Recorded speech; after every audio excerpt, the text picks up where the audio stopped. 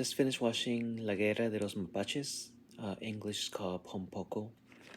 I saw it in Spanish because that was the only version that was available.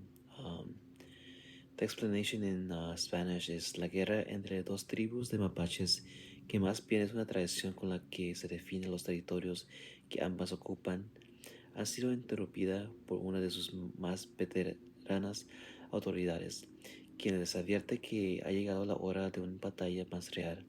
Otra especie amenaza no solo los espacios que ellos, los mapaches tanukis, ocupan, sino a la naturaleza en su conjunto. Poderes de transformación y persuasión desconocidos por el hombre serán las principales armas de los tanukis. La batalla más extraordinaria ha comenzado. Basically, it's a war of the raccoons, and it talks about how they're able to transform and able to, just have a really good time together. But at the same time, the existence of humans, urbanization, that's really transformed their ecosystem and caused them to not fight against each other as they did in the beginning, but to fight against the humans. It was a long movie, and although the tone of the movie at many points was very um, celebratory when the raccoons were singing and just having a good time, I left with a very sad feeling as I realized as humans urbanize, as we destroy habitats and created roads and demolished forests. A lot of animals were hurt and their habitats has been destroyed. Um, they didn't shy away from death, as the ending scenes had a lot of deaths from the raccoons. But many times they were also poking on the fun of it. For example, the raccoons were using their testicles or nuts to create this weapon, or to create very sophisticated weapons, or changes and transformations.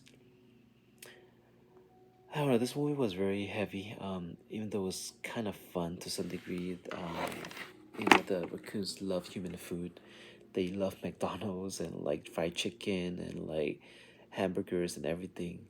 Um, there's primarily a few characters that stood out for me. Gonta, a very violent raccoon that always wanted to use violence, and at the end, he led a group of raccoons to fight against the humans and lost all their lives.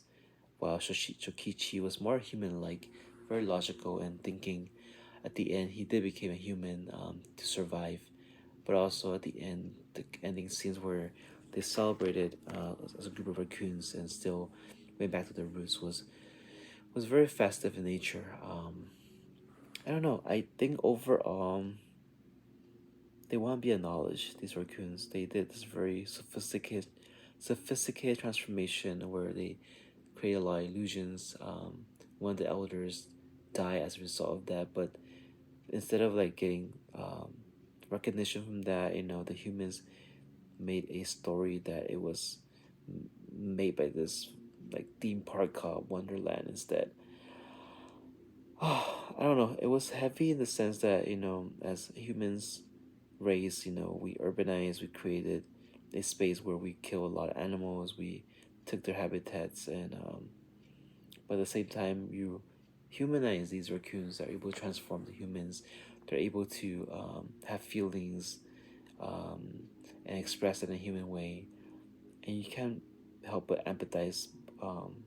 No matter how hard the raccoons try, by scaring them, by breaking their weapons, by even killing some humans in the beginning, that did not deter the inevitable nature of urbanizations or modernizations. Um, Shoshiki, one of the main characters, asked to be or not to be. You know, he was very conflicted in what to do. And throughout the whole movie, they were waiting for the masters or the messiahs to come help them, but in the end, they couldn't do anything. One of them sacrificed his life at the end and just kind of like let it be. One of them returned, I think, back to his own village, and then the other one just changed and died. Anyways, overall, I enjoyed the movie, but it was still very sad to watch.